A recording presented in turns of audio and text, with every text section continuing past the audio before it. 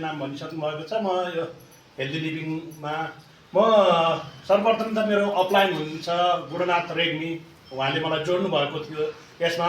मलाई यो हुन्छ धन कमाउँछु अथवा स्वास्थ्य लिन्छु भनेर जोडिएको होइन, म त्यति बेला उहाँको लागि जोडिएको थिएँ, किनकि म अपलाइनको लागि जोडिएको थिएँ। उहाँले जोडिनु यसमा केही राम्रो हुन्छ भनेर मलाई भन्नुभयो होइन। मलाई यहाँसम्म ल्याउने हुने मेरा दुई एक्टिभ अपलाइनहरू हुनुहुन्छ, यहीँ हुनुहुन्छ।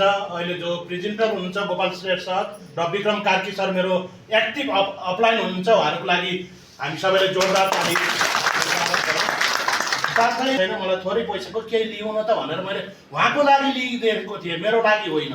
अनि लिँदै गर्दा केही सामान लिनुभयो, त्यसमा मैले के भनेको थिएँ भने एउटा निम र यो फ्ल्याक्स ओइलको मैले डेमो देखेको हुनाले यो चाहिँ राखिदिनु होला भनेर राखेँ।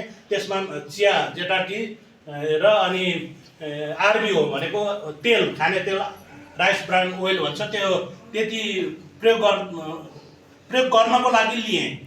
त्यसपछि मेरो अलिकति प्रेसर हाई थियो। म कुनै पनि मेडिकलमा जाँदाखेरि प्रेसर हाईकै लागि गएको त होइन, अरू बिरामीको लागि जाँदा पनि पहिला त प्रेसरै चेक गरिन्छ। जहिले पनि सिस्टरहरूले अलि बढी छ, अलिक कन्ट्रोल गर्नु पर्यो, डक्टरहरूले दबाई पनि युज गर्नुपर्छ कि भन्ने जस्तो सल्लाह दिनुहुन्थ्यो। मैले अहिले दबाई युज गर्दिनँ सर, बरु कन्ट्रोल गर्छु भने कन्ट्रोल चाहिँ हुन्थेन। मलाई चेक गर्न, प्रेसर चेक गर्नै डर लाग्थ्यो कि उमेर सानै छ तर तपाईँको हाई छ है भनिदिनुहुन्थ्यो। अनि त्यसपछि मैले त्यो सप्लिमेन्ट आइसकेपछि मेरो भान्सामा आरबिओ प्रयोग भयो, राइस ब्रान ओइल प्रयोग भयो र चियामा मेरो जेटाटी प्रयोग भयो। मैले यो अपलाइनले दिएको हुनाले खाइदिएको, फेरि मेरो लागि किनेको थिइनँ त्यति बेला है।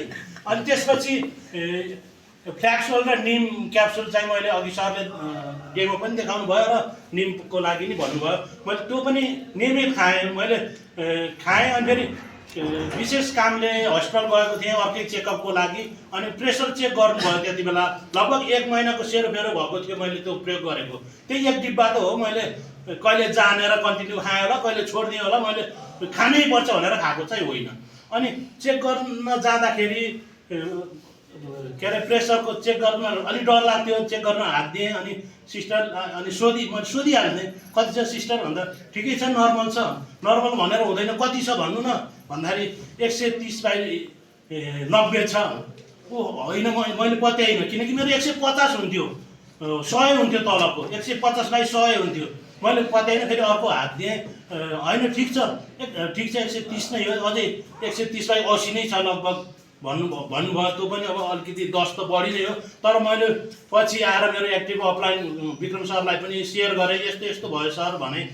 अनि त्यो सप्लिमेन्टलै होला सर भनेर उहाँले भन्नुभयो।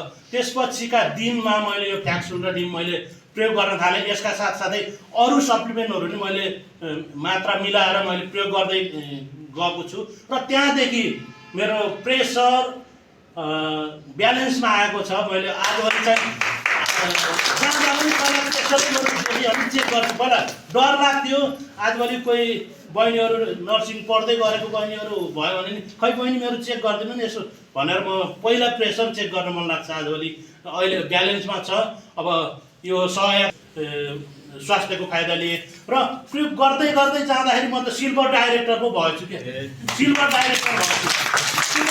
पैसा कमाउँछु भन्ने थिएन, किनकि मेरो व्यवसाय अर्कै थियो। मैले उता व्यवसायलाई अगाड्दै थिएँ यो पार्ट टाइमको लागि, पछि बिस्तारै लिउँ न त भन्दै थिएँ। अनि पछि गर्दै जाँदा म सिल्भर डाइरेक्टर भएछु।